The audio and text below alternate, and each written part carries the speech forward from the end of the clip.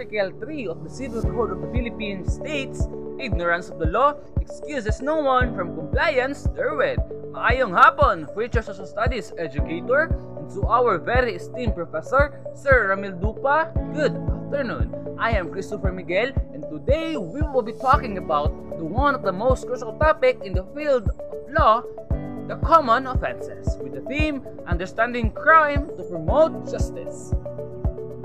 Hoping that everyone is ready to learn, because at the end of this lesson, Social Studies educator should be able to explain the main concept of the common offenses, including crimes against person, crimes against personal liberty and security, crimes against property, and crimes against chastity. Can identify the different human rights violations and their corresponding crimes, categorizing them as a crime against person, liberty, security, property, or chastity. Third one is discuss the legal basis, which is the Republic Act or the Revised Penal Code supporting a common offenses committed by individuals in the Philippines. Last one is appreciate the importance of having comprehensive awareness of common offenses to protect one's right as a person. Before we proceed to our main discussion, let's have a pretest first. I'll be displaying some questions on the screen and just make your wild guess. Are you ready? Begin with the first question. What do we call the primary law that defines criminal offenses and prescribes their corresponding penalties in the Philippines? You have 10 seconds to share your answer.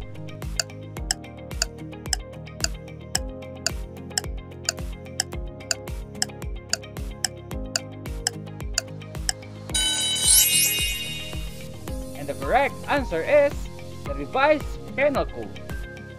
Next up, what penalties imposes imprisonment from 20 years and 1 day to 40 years? Your timer starts now.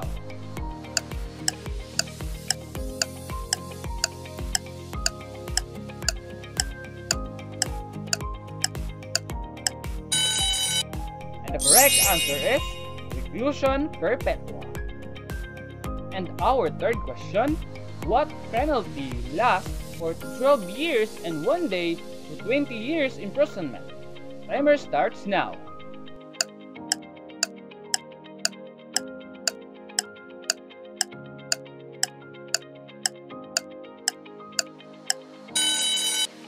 And the correct answer is reclusion temporal.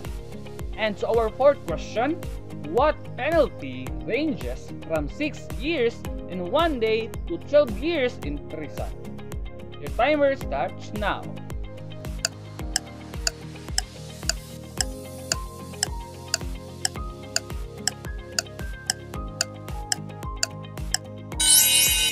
And the answer is prisión mayor. Next question, what penalty involves imprisonment from 6 months and 1 day to 6 years?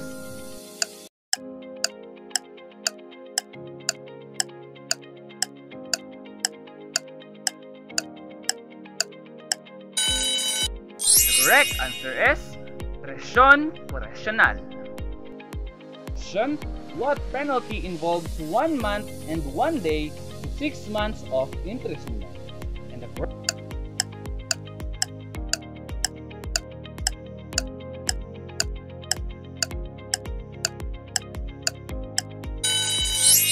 answer is arresto mayor. Next question, what is the shortest penalty lasting 1 day to 30 days?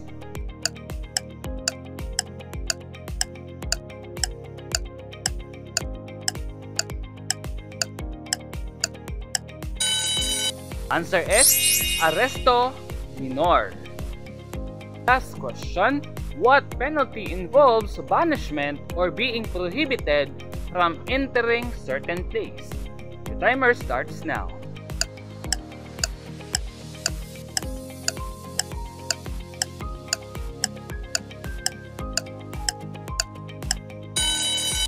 And the correct answer is desterrio. Alright, thank you so much for your participation. I really appreciate your effort. I hope that those information or those terms will stay in your mind because we'll encounter them throughout our discussion. And now, without further ado, let's proceed to our main topic, which is the common offenses. And now, let's define common offenses. According to the Revised Penal Code of the Philippines, Republic Act No. 3815 as amended, common offenses are criminal acts that people often commit. They are called common because they are frequently occurs in the society, or they are frequently committed or violated by the people. These acts violate the law and are punishable by penalties such as imprisonment or fines. We can see in the pie chart the most common human rights violations from 1969 to 1986 was illegal arrest or illegal detention. It has the biggest part of the chart, which means many people were jailed without proper process. Other violations include salvaging, massacres, and taking away people's property. The rest are cases like harassment, disappearances, and destructions of property, but they happened less often. There are 4 types of common offenses. This includes crimes against person, crimes against personal liberty and security, crimes against property, and crimes against chastity. So first, let's tackle the crimes against person. According to Nohara 2020 with her book, if you want to access it in the internet, the link are pasted below. So according to her, crimes against persons are criminal acts that directly harm or endanger an individual's life or physical well-being. So basically, when we say crimes against person, these are human acts that hurt someone or put their life in danger, or even it causes to death. Under the category of crimes against person, it also have different types. First is homicide. Homicide is when a person kills another person without special or aggravating circumstances like cruelty or planning ahead.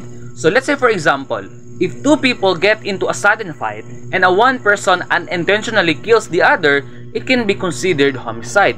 So basically in Bisaya term, you kill someone in a way na wala nimo gituyo. So the legal basis of articide could be found in Article 249 of the Revised Penal Code of the Philippines. So it says here that any person who not falling within the provision of Article 246, which is parricide, and Article 248, which is murder, shall kill another without attendance of any of the circumstances enumerated in the next precedings article, shall be deemed guilty of homicide and be punished by reclusion temporal. And we already know what is reclusion temporal, right? And now, let's proceed to parricide. So when we say parricide, it is when a person kills a close family member such as their father, mother, child, or spouse. It is a serious crime under the Philippine law. So basically, parricide is when you kill a member of your family in an intentional manner. So the legal basis of parricide could be found in Article 246 of the Revised Penal Code of the Philippines. So it says here that any person who shall kill his father, mother, or child, whether legitimate or illegitimate, or any of these ascendants or descendants, or his spouse, shall be guilty of parricide and shall be punished by reclusion perpetua to death. And now, let's proceed to our knowledge check. Now, let's talk about murder. So, murder is the intentional killing of another person with at least one aggravating circumstances. Aggravating circumstances increases the severity of the crime and potential punishment. Example includes premeditation like killing through planning in advance, and treachery like attacking someone without warning. So example like for example, a planned attack resulting in the victim's death from behind without warning constitutes murder due to the presence of premeditation and treachery. So the legal basis of murder could be found in the Article 248 of the Revised Penal Code of the Philippines. So it defines murder as the killing of a person not covered by the Article 246, which is the parricide. The penalty of murder is the reclusion perpetua to death if committed with any of the following, like treachery, for payment purposes, using dangerous method like fire, poison, and etc., premeditation or cruelty like increasing the victim's suffering or outraging their body. Next is we have infanticide. So infanticide is the crime of killing a child less than 3 days old, and it is treated differently from other types of homicide or parricide because of the age of the victim and sometimes the identity or the mental state of the offender, especially if committed by the mother. So example, if a mother kills her newborn baby just a day after birth, it is considered infanticide, not a murder, parricide, or homicide. It is because of the age factor. So the legal basis of infanticide could be found in the Article 255 of the Revised Penal Code of the Philippines. According to this article, infanticide is committed by any person who shall kill any child less than 3 days of the age. So the penalty is the same as that for parricide or murder, which is reclusion perpetua. So however, if the crime is committed by the mother to conceal her dishonor, the penalty shall be prisión mayor and in its medium and maximum period. Next is we have abortion. So abortion is very common crimes in the crimes against person category. So it is the intentional termination of a pregnancy before the fetus is born, resulting in the death of the unborn child. So there are 4 legal bases of abortion since it has different types.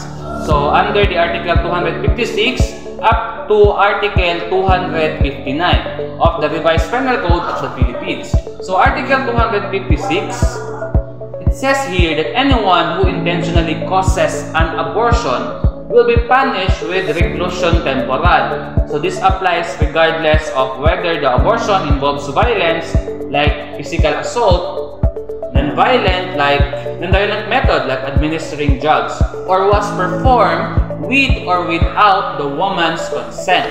Another is Article 257. So this article addresses the unintentional abortion. So the penalty of unintentional abortion is prisión correccional in its minimum and medium period. So this applies only if the abortion resulted from violence inflicted unintentionally, like accidental. For example, accidentally pushing someone resulting in an abortion. If the abortion was accidental and without violence from another person, it's not covered by the law. Another is Article 258. So it outlines the penalties for abortion performed by the woman herself or with her consent. The woman will face prisión correccional in its medium and maximum period. If a woman commits this offense to conceal dishonor, the penalty is reduced to the minimum and medium period. If parents of the pregnant woman are involved in concealing the dishonor, they also face prisión correccional in its medium and maximum period. Last one is Article 259. So it pertains to abortion performed by a physician or midwife, or the dispensing of abortives.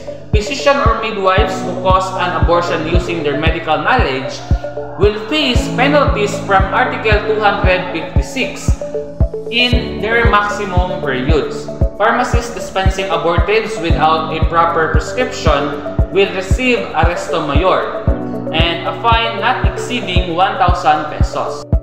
Sa isang kondo sa Makati City, kita ang pagdating ng isang rider at paghinto sa tapat ng isang babae. Nang maayabot ng rider ang kanyang dalang package at makuha ang bayad, agad siyang nilapitan ng mga ahente ng NBI. Na-recover sa kanya ang iba't ibang tabletas na ginagamit bilang abortion pills. Dahil nag-deliver lang umano, itinuro ng rider ang sender ng package. Kaya nagkasanang operasyon ang NBI Dangerous Drugs Division. Huli ang 36 anyos na babaeng seller ng pills na pampalaglag ng bata.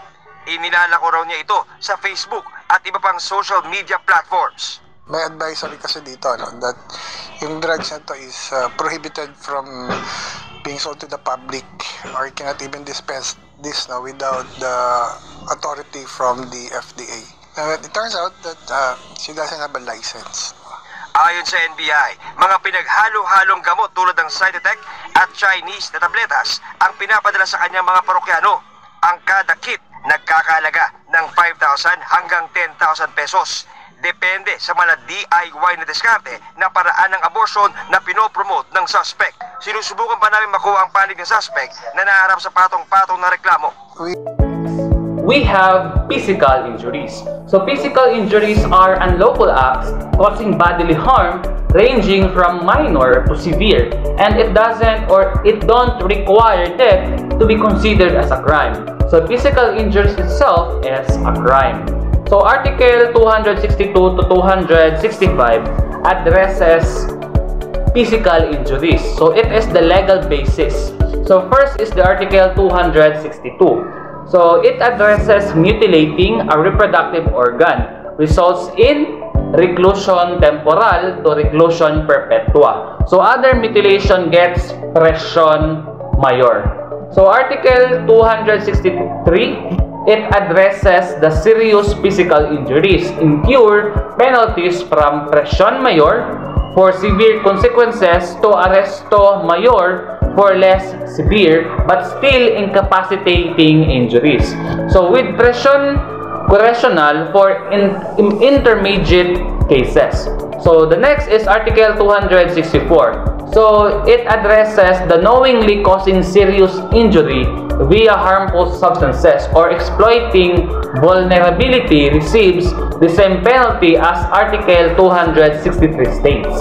So Article 265, it addresses the less serious injuries causing 10 days incapacitation or requiring medical attention results in arresto mayor. So insulting injuries adds a 50,000 pesos or plus fine. So parental guardian liability may also apply, resulting in pression correctional.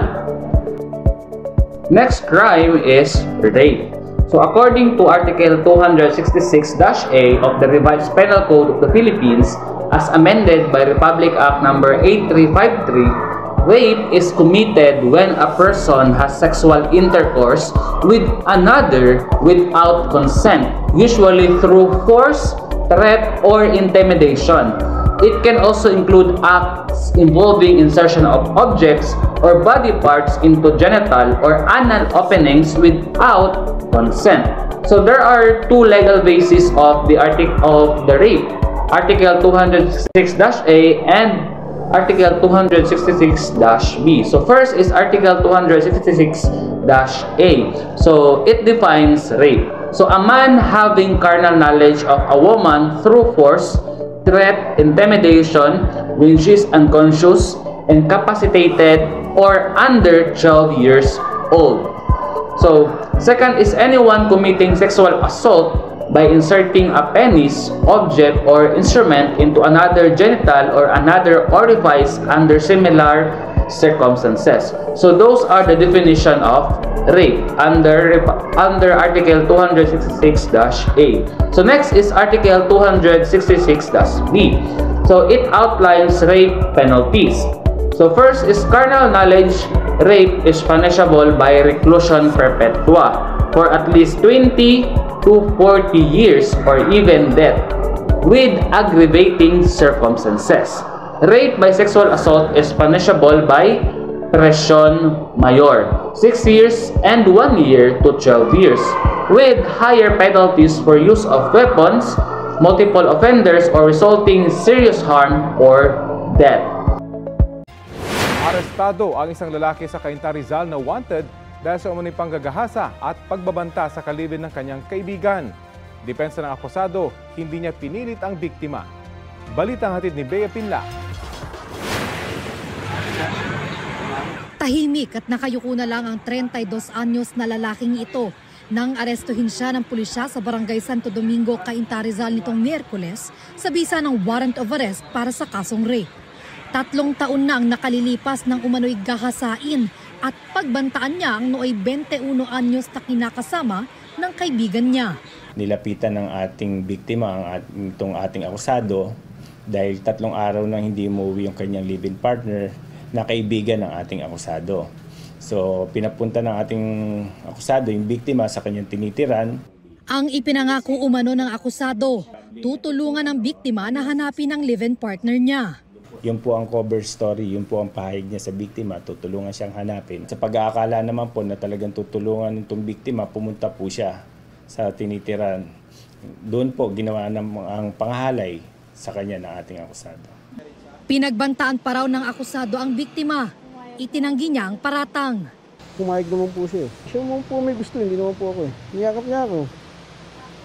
Ayun na. Para po makalabas na po ako eh. Wala naman po ako kasalanan eh. Gusto naman po niya yun eh. Ayon sa pulisya, dati nang nakulong ang lalaki dahil sa iligal na droga at pagsusugal. Walang piyansa ang kasong rape na kinakaharap niya. Bea Pinlac, nagbabalita para sa GMA Integrated News.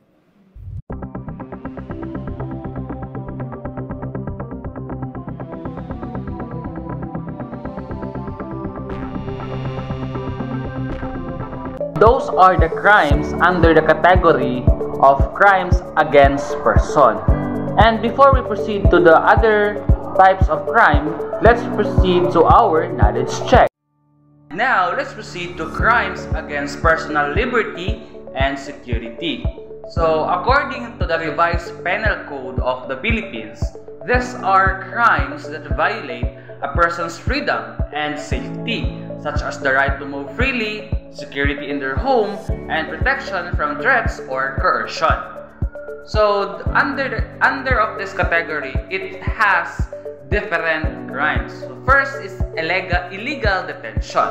So illegal detention is the act of unlawfully depriving a person of their liberty, meaning holding or detaining someone against their will without legal authority. So it has 2 legal bases under the Article 267 and 268 of the revised Penal Code. So first is Article 267. So it says here that anyone who kidnaps or detains another or otherwise deprives them of liberty faces reclusion perpetua if the acts last more than 3 days, is committed under the guise of public authority, involves serious physical injuries, includes threat or kill or targets a minor, female or public officials. The last one is Article 268. So it addresses slight illegal detention. It punished by reclusion temporal, but only if the crime doesn't meet the criteria of the previous article. So the penalty is reduced if the offender voluntarily release the victim within 3 days without achieving any other purposes of committing another crime. 7 magkakaibigan ang inireklamo ng illegal detention. Giit nila, kinupkup lang nila ang kaibigang naglayas umano sa kanyang pamilya. Balitang hatid ni Darlene Kai.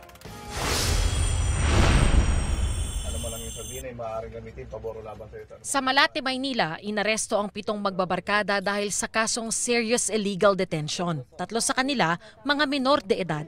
Biktima umano ang isang babaeng minor de edad kaya nagsampa ng reklamo ang mga magulang. Dahil nga po sa impormasyon na ibinigay ng ating mamamayan ng Malate, pagkikipagtulungan nila sa ating intel operatives, doon po tayo nakakuha ng impormasyon. Kaya po ikinasan ng ating intel operatives ang nasabing operasyon. Pero nagulat daw ang mga kabataang nahuli. Kaibigan daw nila ang biktima at tinulungan lang nila noong nagkaproblema ito. Wala po kaming ginagawa doon, ma'am. Sabi niya po sa amin, lumayas po siya sa kanila kasi po ginugulpi po siya ng magulang niya. Bali, kinupkup lang po namin siya. Yung mama niya daw po kasi, binubugbog siya and yung tita niya po, Then nagkabaranggayan po kami. Sana raw nag-usap-usap na lang muna bago humantong sa demandahan. Pwedeng makipag-usap naman po bakit po humantong sa ganito.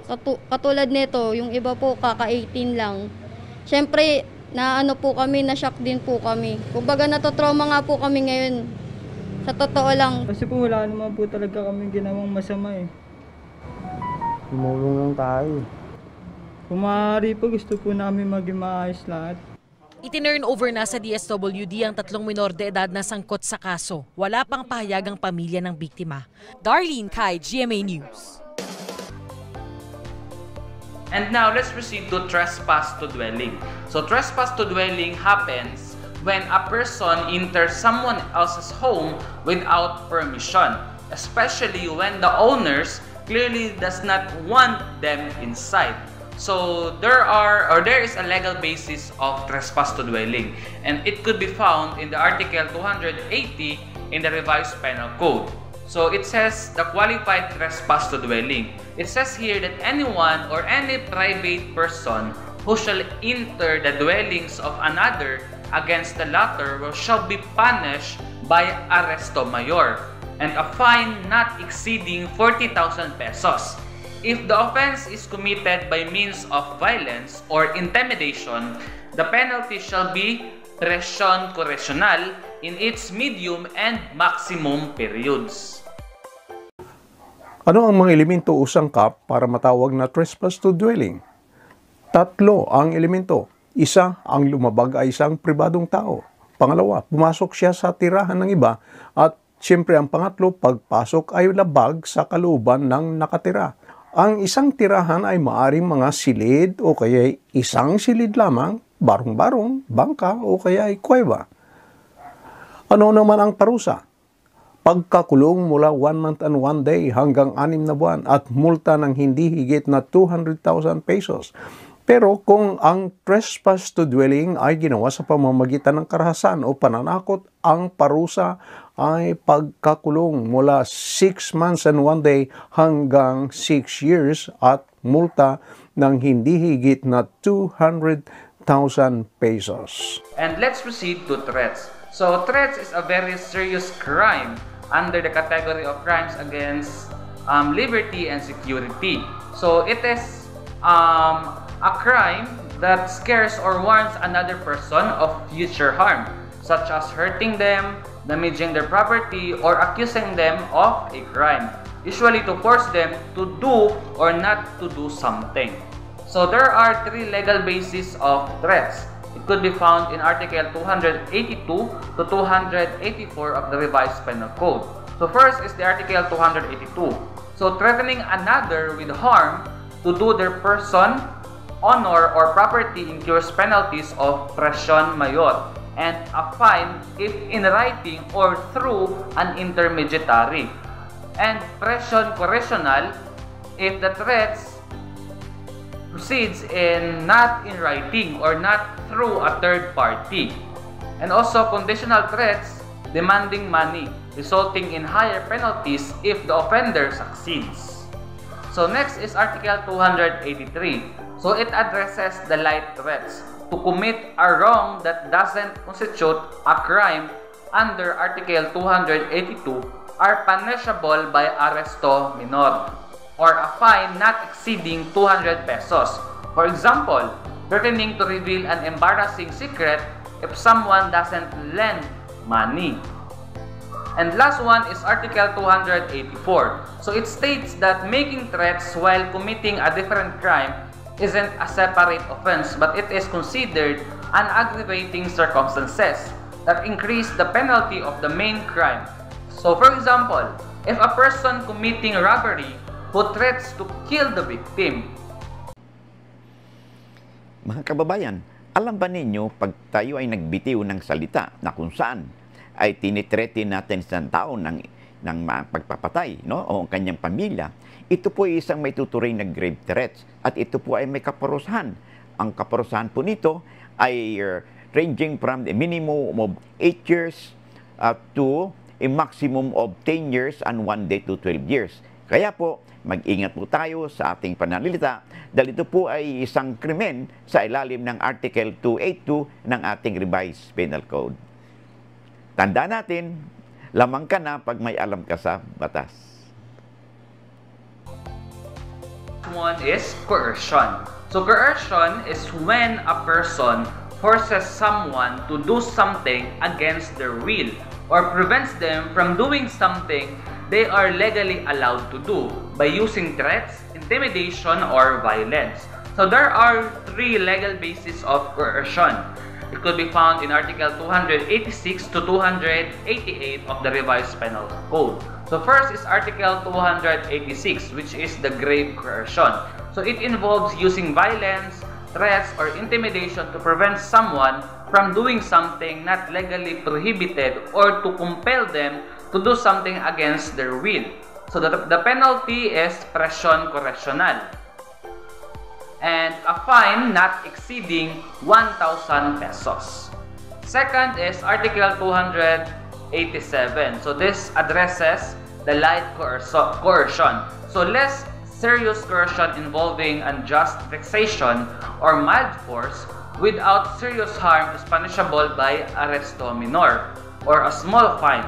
So for example, forcing someone to leave a place without violence. So last one is Article 288. So it prohibits compelling someone to work against their will. So force or labor, especially without payment. So the penalty is arresto mayor and a fine not exceeding 500 pesos. Patong-patong na reklamo ang isasampa ng negosyanteng si Atong Ang laban sa isa sa mga akusado sa missing sa Bungeros na si Julie Dondon Katigongan ngayong araw. Ayon sa abogado ni Ang na si Atty. Lorna Kapunan, ang reklamong grave threats, grave coercion, intimidation, harassment at slander ang isasampa nila. Tinanggi ni Kapunan ang mga sinabi ni Patidongan na sinusubukan daw siyang suhulan ng 300 million pesos para bawiin ang kanyang testimonya laban kay Ang. Wala raw namimilit kay Patidongan na mag-recant. He also says that he's being forced to issue a retraction. That's not true. He said that he was willing to give a retraction if the money, in exchange for the money. So it was not like he was coerced. He is the one coercing Mr. Atong Ang. Igan, mauna ka sa mga balita, mag-subscribe na sa GMA Integrated News sa YouTube para sa iba't ibang ulat sa ating bansa.